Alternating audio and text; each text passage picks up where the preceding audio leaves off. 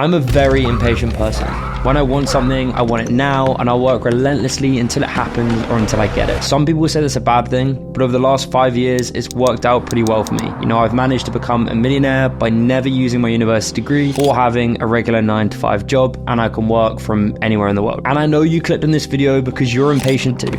You know, the world is moving faster and faster, and you want all the information now, and I know you want to learn high-ticket sales as fast as possible and make as much money as possible so you can start living the life you've always wanted. So I'm going to do my best to help you and jump right into the top lessons I've learned from selling online the last 5 years and coaching over 300 students do the same thing. I'm going to start with lesson 1, which is pretty obvious. It's be good at sales. You know, the skill of sales is the only thing you need to be successful in the high-ticket sales space. You know, unlike other business models where you need lots of skills, high-ticket sales, you just need one. You just need to know how to sell. And it's really important that you actually get good at it first before you do anything else. Otherwise, you're going to really struggle to get hired. If you can't sell, you know, sales is a super tangible skill that it's super easy to see if someone's got it or someone hasn't. And obviously the first sale you're going to be making and doing is landing yourself a job and landing yourself a client to sell for. And that's going to involve selling yourself to them. And if you can't sell yourself, they're not going to think you can sell any of their products for them, and they're not going to hire you. But obviously, if you do manage to blag yourself a job, you're going to have a very hard time selling and won't actually be able to make any money. And this is exactly what I did for close to 2 years. I kept trying to sell people on my agency services, and no one wanted to buy it because I didn't take the time to actually get good at selling, and I just was in this relentless cycle of getting told no. So make sure you're actually getting good at sales first,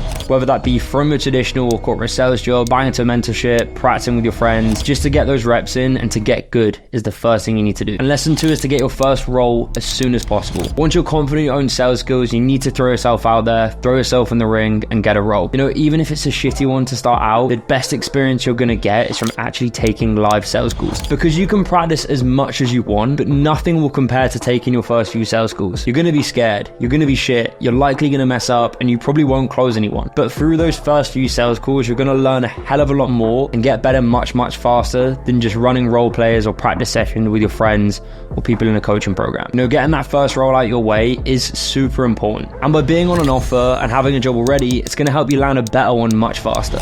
You know, same as if you're in a normal job. It's a bit of a red flag if you've never worked as a high-ticket closer before, or if you've been out of a job for a while. Say you're unemployed. They're going to be thinking like, why isn't this guy hired? Why isn't this girl on a role yet? Like, if she's as good as she says she is, shouldn't they be on a role or actually working? You know, they're going to question why you're not. Whereas if you're hired, even if it's a bad offer, it kind of validates your ability already, and you'll already have a better chance of getting hired sooner by a better offer. So make sure you go out there and land your first role as soon as possible and get your feet wet ASAP. And the third lesson is sales is pull, not push. A lot of people think sales is pushing your product or service on somebody, pressure selling them, objection handling the hell out of them until they either leave the call or they buy from you. And this couldn't be further from the truth. And if you do this, you're going to be leaving prospects with a sour taste in their mouth, who regret buying from you and just cause you headaches and a lot of lost commission down the line. You need to actually take the time to listen to your prospects, understand their pain points, what issue they have, what are they trying to solve, and sell them a solution to that. Frankly, they don't care about your product or service. They care about fixing their problems. You need to sell them that solution. A weird analogy I'm going to use is sales is very much like fishing. And bear with me on this one. If you went down to a lake to catch some fish and you saw one and just dived in head first and tried to grab it with your bare hands, probably going to return with nothing. Or even if you tried to reel one in really quickly, they're likely going to lose it. You need to be reeling your prospects in slowly. You need to be providing them value, sharing insights, and tailoring your whole pitch to helping them and solving their problems. You're still selling, of course, but you're doing so in a way where you actually care about the prospect and helping them solve their problems, and you're doing so in a way that makes them feel that and makes them more likely to work with you.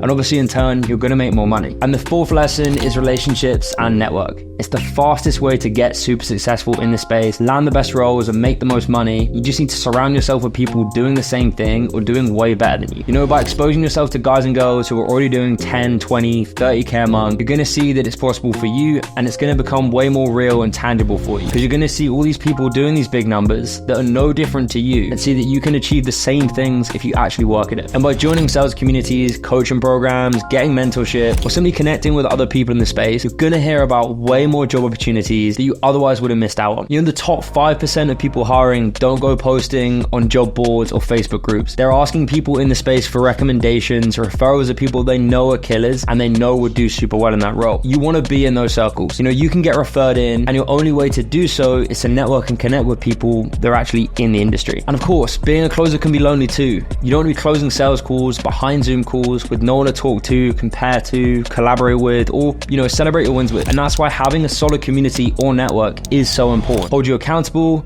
It allows you to keep progressing, and it allows you to actually continue to get better much quicker. Because what's the point in having all this money and being so successful in the space if you don't have any like-minded people or similar people to actually enjoy it with? And at the start of this video, I said I was super impatient. And if you are too, and you want to find success within high ticket closing as fast as possible, I can help you. You can go through all my content here on YouTube. I have tons of free videos explaining everything high ticket sales related, or I can guarantee your success within the space by working with us one-on-one, where I can deliver everything I've spoken about today for you. So click the link to this video below to see how